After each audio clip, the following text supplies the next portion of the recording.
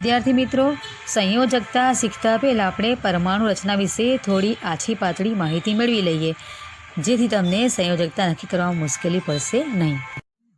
વિદ્યાર્થી મિત્રો, સૌપ્રથમ આપણે અણુ એટલે કે મોલેક્યુલને ઓળખી લઈએ. તો અણુ કોને કહેવાય?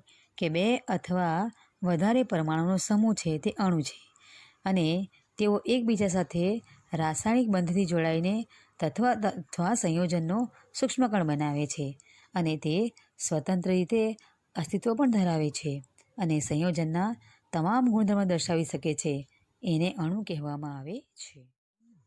હવે પરમાણુ કોને કહેવાય તે જોઈએ. તો તત્વના નાનામાં નાના કણને પરમાણુ કહેવામાં આવે છે, અને પરમાણુ એટલે કે એટમ, એ એટલે કે નહીં, અને ટર્મ એટલે વિભાજન. જેનું વિભાજન શક્ય નથી તેને પરમાણુ કહેવામાં આવે છે. અને આવા સૂક્ષ્મ પરમાણુઓ જે છે એ ભેગા મળીને તત્વનું નિર્માણ કરે છે. તત્વ કોને કહેવાય તે જોઈએ. તો એક જ પ્રકારના પરમાણુ ક્રમાંક ધરાવતા પરમાણુઓનો સમૂહ એટલે કે તત્વ. અને તત્વ જે છે એના દરેક કણો એક સમાન ગુણધર્મ ધરાવતા હોય છે. હવે આપણે આયન કોને કહેવાય તે જોઈએ. તો આયન એ વીજભારિત કણ હોય છે, અને તે ધન વીજભારિત હોઈ શકે અથવા ઋણ વીજભારિત કણ હોઈ શકે.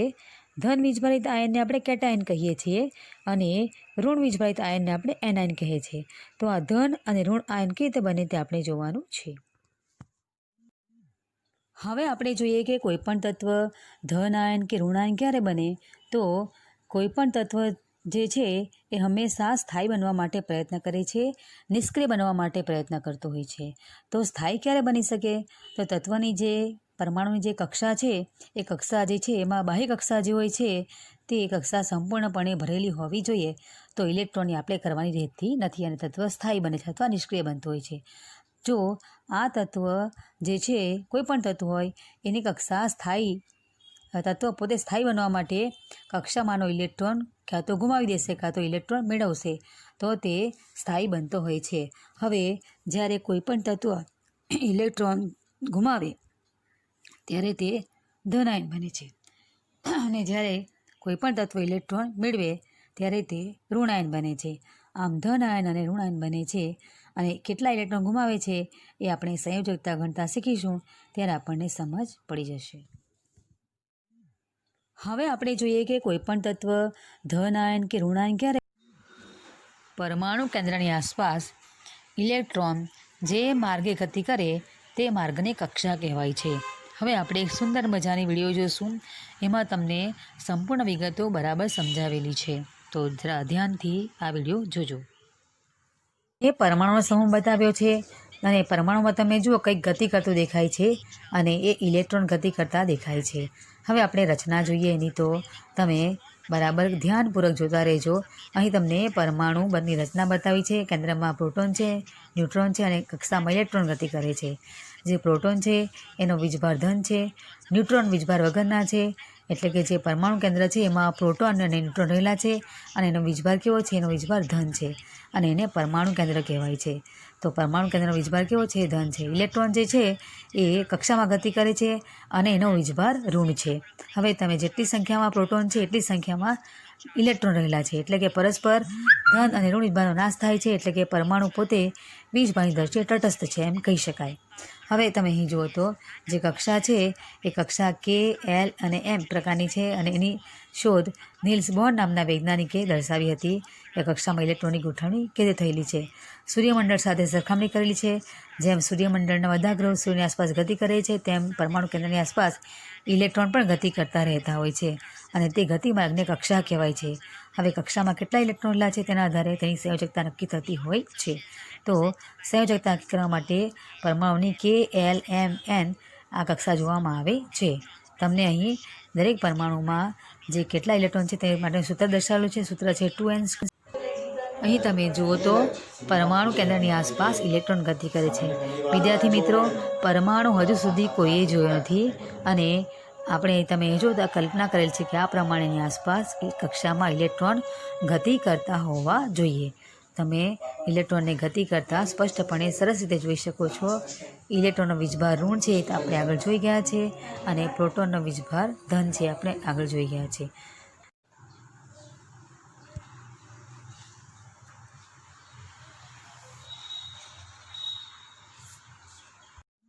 વિદ્યાર્થી મિત્રો, કક્ષા કોને કહેવાય તે આપણે સમજ્યા. હવે કક્ષા કેટલી છે તે આપણે જોઈએ. તો પરમાણુ કેન્દ્રની આસપાસ આવેલી સૌથી પ્રથમ કક્ષા કે તે તમને અહીં દર્શાવી છે. ત્યાર પછી કક્ષા આવશે એલ, એ તમને અહીં દર્શાવી છે. બીજી કક્ષા એલ નામે ઓળખાય છે. ત્યાર પછીની કક્ષા છે એમ, તે અહીં દર્શાવી છે. એમ કક્ષા પછી આવશે એન કક્ષા, તે પણ અહીં દર્શાવી છે. હવે તમે કેન્દ્રની આસપાસ આવેલી બધી કક્ષાઓ જુઓ. કે કક્ષા છે એમાં 2 ઇલેક્ટ્રોન સમાવી શકાય. ત્યાર પછી કક્ષા છે એલ, જેમાં વધુમાં વધુ 8 ઇલેક્ટ્રોન સમાવી શકાય. પછી કક્ષા આવશે એમ, જેમાં વધુમાં વધુ 18 ઇલેક્ટ્રોન સમાવી શકાશે. અને પછી કક્ષા આવશે એન, જેમાં 32 ઇલેક્ટ્રોનનો સમાવેશ કરી શકાશે. એટલે કક્ષામાં આ પ્રમાણે ઇલેક્ટ્રોનની ગોઠવણી થાય છે. અને બીજું યાદ રાખવાનું એ છે કે પ્રથમ કક્ષા ભરાયા પછી જ બીજી કક્ષામાં ઇલેક્ટ્રોન જાય છે. એટલે ઇલેક્ટ્રોનની પૂર્તિ જે છે કક્ષામાં એ ક્રમાનુસાર જ થતી હોય છે. હવે વિદ્યાર્થી મિત્રો, કઈ કક્ષામાં કેટલા ઇલેક્ટ્રોન સમાઈ શકે એ શોધવાનું સૂત્ર છે 2n². હવે જોઈએ તો પ્રથમ કક્ષા કે છે તો કક્ષામાં 2 તો લખવાના જ છે. અને આપણે જોઈએ તો એનની કિંમત આપણે 1 મૂકીએ તો n² એટલે કે 1નો વર્ગ થશે, એટલે કે 1 જ થવાનું છે, 1નો વર્ગ. અને ગુણાકાર આવશે 2 × 1 એટલે 2 ઇલેક્ટ્રોન સમાઈ શકે. આ પ્રમાણે પ્રથમ કક્ષા કેમાં 2 ઇલેક્ટ્રોન સમાઈ શકે. તમે એ પ્રમાણે કક્ષા એલ એમ સમજી શકશો. અને કક્ષા એનનું જોઈએ તો કે કક્ષા એનમાં સૂત્ર છે 2n². તો 2 તો લખેલો જ છે પહેલાં, અને એનની કિંમત આપણે 4 લઈએ તો 4નો વર્ગ થશે 16. તો 16 × 2 કરો કેટલા આવશે 32, એટલે કે એન કક્ષામાં 32 ઇલેક્ટ્રોન સમાઈ શકે. તો વિદ્યાર્થી મિત્રો, આ સૂત્રના આધારે કઈ કક્ષામાં કેટલા ઇલેક્ટ્રોન સમાઈ શકે તે આ પ્રમાણે સમજી શકાય. મિત્રો, અહીં આપણે એ શીખીએ કે કક્ષામાં સમાયેલા ઇલેક્ટ્રોન કેટલા છે અને તેના આધારે સંયોજકતા આપણે કેટલી કહી શકીએ. તમે અહીં જુઓ તો પહેલી કક્ષામાં 2 ઇલેક્ટ્રોન સમાયેલા છે. ત્યાર પછી બીજી કક્ષામાં જુઓ તો 8 ઇલેક્ટ્રોન સમાયેલા છે. કક્ષા ત્રીજીમાં જોઈએ તો તમે અહીં જુઓ કે 1 જ ઇલેક્ટ્રોન છે, એટલે સંયોજકતા થશે એની +1 થશે. ત્યાર પછી કક્ષામાં જુઓ તો 2 ઇલેક્ટ્રોન છે, એટલે કે એની સંયોજકતા થશે +2 થશે. એ પ્રમાણે +3 સંયોજકતા થશે. એ પ્રમાણે આગળ જોઈએ તો 4 ઇલેક્ટ્રોન છે, +or -4 સંયોજકતા થવાની છે અહીં આગળ. પછી જોઈએ તો 5 ઇલેક્ટ્રોન છેલ્લી કક્ષામાં છે, એટલે સંયોજકતા થશે એની -3 થશે સંયોજકતા. અને ત્યાર પછી છે છેલ્લી કક્ષામાં 6 ઇલેક્ટ્રોન સમાયેલા છે, સંયોજકતા થશે -2. અને 7 ઇલેક્ટ્રોન સમાયેલા હોય તો એ સંયોજકતા થશે -1 થશે. અને જો કક્ષામાં પૂરેપૂરા 8 ઇલેક્ટ્રોન હોય તો સંયોજકતા થશે 0. આ પ્રમાણે આપણે સંયોજકતાની ગણતરી કરી શકીએ છીએ. હવે વધુ વિગતે જોઈએ. હવે કેટલાક આયનોની સંયોજકતા ધન હોય છે અને કેટલાક આયનની સંયોજકતા ઋણ હોય છે. તો આ ધન સંયોજકતા અને ઋણ સંયોજકતા કેવી રીતે થાય તે જોઈએ તો જ્યારે પરમાણુ પોતાની સ્થાયી અવસ્થા પ્રાપ્ત કરવા માટે બાહ્ય કક્ષામાં રહેલા ઇલેક્ટ્રોન ગુમાવશે અથવા મેળવશે. જો ઇલેક્ટ્રોન ગુમાવે તો એની સંયોજકતા ધન થશે, અને જો અષ્ટક રચના પૂરી કરવા માટે ઇલેક્ટ્રોન મેળવશે તો એની સંયોજકતા થશે ઋણ. આ પ્રમાણે સંયોજકતા ધન અને ઋણ પ્રાપ્ત થતી હોય છે. તો આપણે ઉદાહરણ દ્વારા સમજીએ કે કયા તત્વની સંયોજકતા કેટલી છે અને શા માટે છે. તમે પણ બરાબર સમજો, જેથી સંયોજકતા તમારે ગણવી હોય, અણુસૂત્ર લખવા હોય તો સહેજ પણ મુશ્કેલી ન પડે. હવે વિદ્યાર્થી મિત્રો, શરૂઆત કહીએ કે સંયોજકતા +1 કેવી રીતે ગણી શકાય. તો તમે અહીં જુઓ, તમને અહીં દર્શાવ્યું છે કે 3 તત્વો દર્શાવેલા છે. એક છે લિથિયમ, સોડિયમ અને પોટેશિયમ છે. તો લિથિયમનો પરમાણુ ક્રમાંક 3 છે, એટલે એમાં ઇલેક્ટ્રોનની ગોઠવણી થશે 2 1. સોડિયમનો પરમાણુ ક્રમાંક 11 છે, એટલે ઇલેક્ટ્રોનની ગોઠવણી થશે 2 8 અને 1. અને પોટેશિયમનો પરમાણુ ક્રમાંક 19 છે, તો ઇલેક્ટ્રોન કક્ષામાં 2 8 8 અને 1 આ પ્રમાણે ગોઠવાયેલા રહેશે. તમે દરેક તત્વની ઇલેક્ટ્રોન સંરચનામાં જુઓ તો છેલ્લી કક્ષામાં જે લાલ રંગના ડોટ બતાવ્યા છે એ દરેક બાહ્ય કક્ષામાં રહેલા ઇલેક્ટ્રોન છે. તો દરેકની બાહ્ય કક્ષામાં 1 જ ઇલેક્ટ્રોન રહેલો છે. જો સ્થાયી રચના પ્રાપ્ત કરવી હોય તો એને 7 ઇલેક્ટ્રોન ખૂટે છે. તો જે તે તત્વને 7 ઇલેક્ટ્રોન મેળવવા ખૂબ જ મુશ્કેલ પડે છે એના કરતાં 1 ઇલેક્ટ્રોન ગુમાવી દેવો સારો પડશે. જો 1 ઇલેક્ટ્રોન ગુમાવી દેશે તો એની છેલ્લી કક્ષા કઈ બનવાની છે? જે કક્ષા કઈ છે કે પછી આવશે એલ કક્ષા, બાહ્ય કક્ષા બનશે અને સંપૂર્ણપણે ઇલેક્ટ્રોનથી ભરાયેલી રહેશે. એટલે જ્યારે તત્વ 1 ઇલેક્ટ્રોન ગુમાવશે ત્યારે તેની સંયોજકતા થશે +1. ગુમાવશે એટલે કે કોઈને ઇલેક્ટ્રોન આપી દેશે. હવે સમજાયું બરાબર? ફરી પાછું બરાબર વિડીયોમાં સાંભળીને સમજી લેજો કે સંયોજકતા +1 કેવી રીતે ગણાય છે. વિદ્યાર્થી, હવે તમે અહીં જુઓ કે તમામ તત્વો આપેલા છે અહીંયા આગળ જે એ બધાની સંયોજકતા +2 છે. તો મેગ્નેશિયમ છે પરમાણુ ક્રમાંક 12, રચના થશે 2 8 2. કેલ્શિયમ છે, રચના થશે એની 2 8 8 અને 2 કેમ કે એનો પરમાણુ ક્રમાંક 20 છે. ત્યાર પછી જે બેરિયમ છે એની બાહ્ય કક્ષામાં જુઓ તેમાં પણ 2 જ ઇલેક્ટ્રોન આવેલા છે. તો અહીં તમે જુઓ મેગ્નેશિયમ, કેલ્શિયમ અને બેરિયમ એ તમામ જે તત્વો છે તેમાં લાલ રંગના ડોટ દર્શાવેલા છે એ બાહ્ય કક્ષામાં રહેલા ઇલેક્ટ્રોનની સંખ્યા દર્શાવે છે. તો બાહ્ય કક્ષામાં અષ્ટક રચના પૂરી કરવા માટે ટોટલ 8 ઇલેક્ટ્રોન જોઈએ છે. અહીંયા આગળ ખાલી 2 જ ઇલેક્ટ્રોન છે તો કોઈ પાસે 6 ઇલેક્ટ્રોન મેળવવા પડે છે. તો આગળ વાત કરી તે પ્રમાણે 6 ઇલેક્ટ્રોન મેળવવા મુશ્કેલ બનશે અને એટલા માટે શું કરશે જે તે તત્વો? તો બાહ્ય કક્ષામાંના 2 ઇલેક્ટ્રોન ગુમાવી દેશે એટલે કે કોઈને આપી દેશે. તો આપશે કોઈને ઇલેક્ટ્રોન એટલે એની સંયોજકતા થશે કેટલી? +2 થશે. હવે જોઈએ કે સંયોજકતા +3 કેવી રીતે થાય છે. તમે જુઓ તો અહીં એલ્યુમિનિયમ અને બોરોન તમને 2 તત્વો વિશે સમજૂતી આપી છે ઉદાહરણ આપીને. તો એલ્યુમિનિયમનો પરમાણુ ક્રમાંક 13 છે એટલે કે ઇલેક્ટ્રોનની ગોઠવણી થશે 2 8 અને 3. જ્યારે બોરોનનો પરમાણુ ક્રમાંક 5 છે તો ગોઠવણી થશે 2 અને 3 એટલે કે છેલ્લી કક્ષામાં 3 ઇલેક્ટ્રોન છે.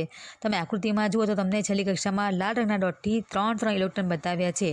હવે આગળ વાત કરી ફરી પાછી જ રિપીટ થવાની છે કે અષ્ટક રચના અથવા સ્થાયી રચના પૂરી કરવા માટે આ તત્વને 5 ઇલેક્ટ્રોન ખૂટે છે. બરાબર? તો 5 ઇલેક્ટ્રોન મેળવવા કરતાં 3 ઇલેક્ટ્રોન ગુમાવવા સહેલા પડશે. એટલે ઇલેક્ટ્રોન 3 ગુમાવશે એટલા માટે આ સંયોજકતા થશે એમની +3 થશે.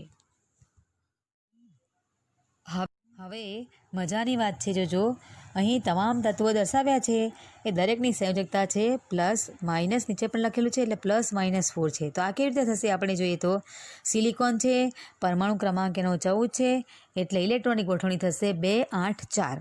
અને જર્મેનિયમ છે એટલે કે એની બાહ્ય કક્ષામાં ઇલેક્ટ્રોન કેટલા આવશે? 4 ઇલેક્ટ્રોન આવશે. અને સિલિકોન છે એની બાહ્ય કક્ષામાં પણ 4 ઇલેક્ટ્રોન આવશે. હવે આ તત્વ એવું છે સિલિકોન, જર્મેનિયમ, આ સિવાય બીજા તત્વો પણ છે પણ સિલિકોન અને જર્મેનિયમની વાત કરીએ તો એની બાહ્ય કક્ષામાં 4 ઇલેક્ટ્રોન છે. હવે આ તત્વ જે છે એમણે એ લોકોની સ્થાયી અથવા તો અષ્ટક રચના પૂરી કરવી હોય તો 4 ઇલેક્ટ્રોન બીજા ખૂટે છે. તો આ તત્વો એવા છે કે જેમણે 4 ઇલેક્ટ્રોન ગુમાવવા પડે અથવા 4 ઇલેક્ટ્રોન મેળવવા પડે તો તે તત્વ કેવું બને? નિષ્ક્રિય અથવા સ્થાયી બનશે. તો બંને વસ્તુ એના માટે સરખી જ છે. એટલા માટે શું કરશે? જ્યારે કોઈ ઇલેક્ટ્રોન આપવાવાળું મળશે ત્યારે તે 4 ઇલેક્ટ્રોન સ્વીકારી લેશે અને જ્યારે કોઈ તત્વ એને ઇલેક્ટ્રોન લેવાવાળું મળશે તો 4 ઇલેક્ટ્રોન ગુમાવી દેશે. એટલે આવા તત્વોની સંયોજકતા +or -4 ગણાય છે. મિત્રો અહીં 2 તત્વો આપ્યા છે. બીજું આવો તમે જાણીતું તત્વ કહી શકશો? હું થોડી હિન્ટ આપી દઉં કે જેનો પરમાણુ ક્રમાંક 6 છે અને આખું ચેપ્ટર આપણે એના વિશે જ શીખવાના છીએ. તો તૈયાર શોધી કાઢો કે આ તત્વ કયું છે. હવે મજાની વાત છે જોજો, અહીં તમામ તત્વો દર્શાવ્યા છે. હવે અત્યાર સુધી આપણે જે તત્વો જોયા એમાં સંયોજકતા ધન હતી અને પહેલી +1 +2 +3 અને 4 થી +4 અને -4 સંયોજકતા થવાની છે. હવે આવશે ઋણ સંયોજકતા. તો ઋણ સંયોજકતામાં મુખ્ય વસ્તુ કઈ છે?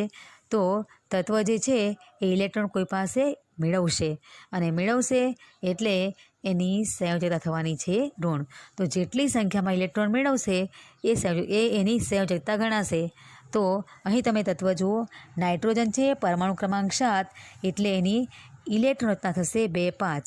અને ફોસ્ફરસ છે એનો પરમાણુ ક્રમાંક 15 છે એટલે એની ઇલેક્ટ્રોન રચના થશે 2 8 5. એની બાહ્ય કક્ષામાં 5 5 ઇલેક્ટ્રોન છે. બરાબર?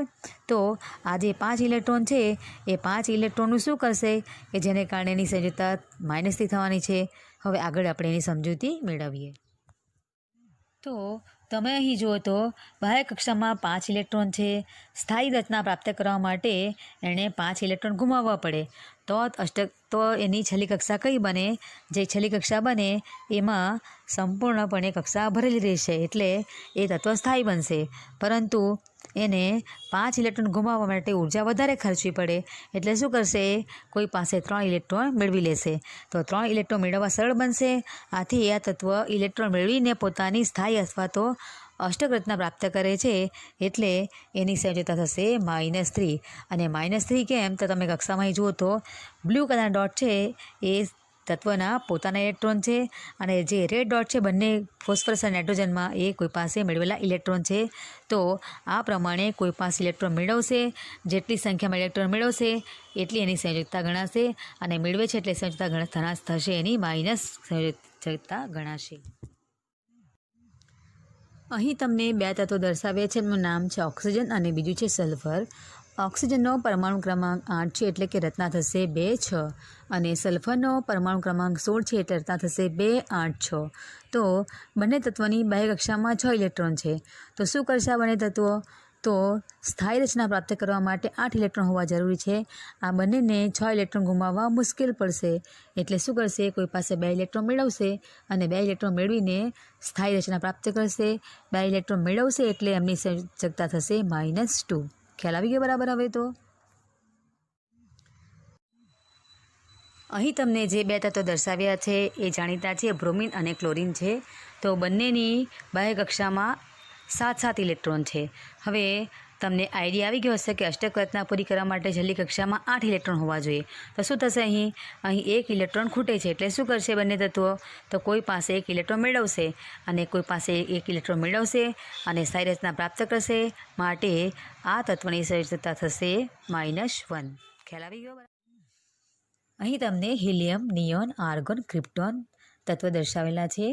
તમે દરેકની બાહ્ય કક્ષામાં જુઓ તો દરેક કક્ષા સંપૂર્ણપણે ઇલેક્ટ્રોનથી ભરેલી છે, અને એની નીચે તમને દરેકની ઇલેક્ટ્રોન સંરચના પણ દર્શાવેલી છે. તો તમે એ જોઈને કહી શકશો કે આ દરેક તત્વની સંયોજકતા કેટલી થશે? વિચારી જુઓ. હવે આપણે એનું કારણ વિચારીએ.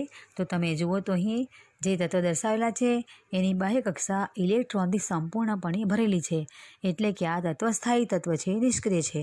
એમને ઇલેક્ટ્રોનની આપ લે કરવાની જરૂર પડશે નહીં, એટલે એમની સંયોજકતા 0 થશે.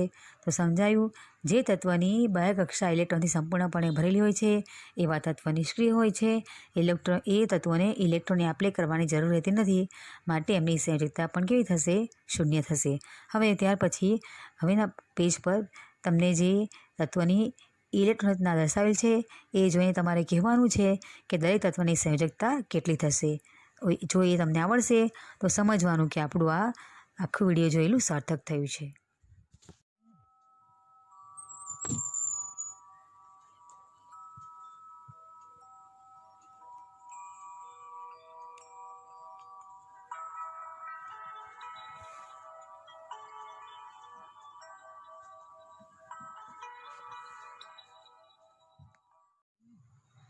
ઇન શોર્ટ, વિદ્યાર્થી મિત્રો, સંયોજકતા વિશે ટૂંકમાં એટલું કહી શકાય કે જો જે તે તત્વની બાહ્ય કક્ષામાં રહેલા ઇલેક્ટ્રોનની સંખ્યા 4 કે 4 કરતાં ઓછી હોય ત્યારે તે તત્વની સંખ્યાને, તે ઇલેક્ટ્રોનની સંખ્યાને આપણે તે તત્વની સંયોજકતા કહીએ છીએ, અને તે સંખ્યા ધન હોય છે, એ યાદ રાખવાનું છે.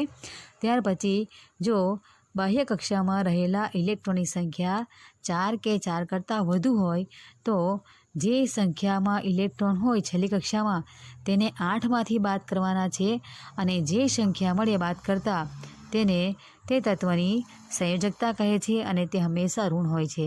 વિદ્યાર્થી મિત્રો, હવે તમને સંયોજકતા ગણતા આવડી ગયું હશે, છતાં વારંવાર પ્રયત્ન કરજો. આગળના અભ્યાસમાં તમને ઉપયોગી થશે. સંયોજકતા તમારે ગણતરી કરવી હોય તો સૌથી પહેલાં તમને પરમાણુ ક્રમાંક ખબર હોવો જોઈએ જે તે તત્વનો. ત્યારબાદ તેની તમને ઇલેક્ટ્રોનની ગોઠવણી ખબર હોવી જોઈએ, તો તમે સહેલાઈથી સંયોજકતા શોધી શકો તેમ છો. All the best. ટ્રાય કરતા રહેજો અને પૂરેપૂરા માર્ક મેળવજો. ઇન શોર્ટ, વિદ્યાર્થી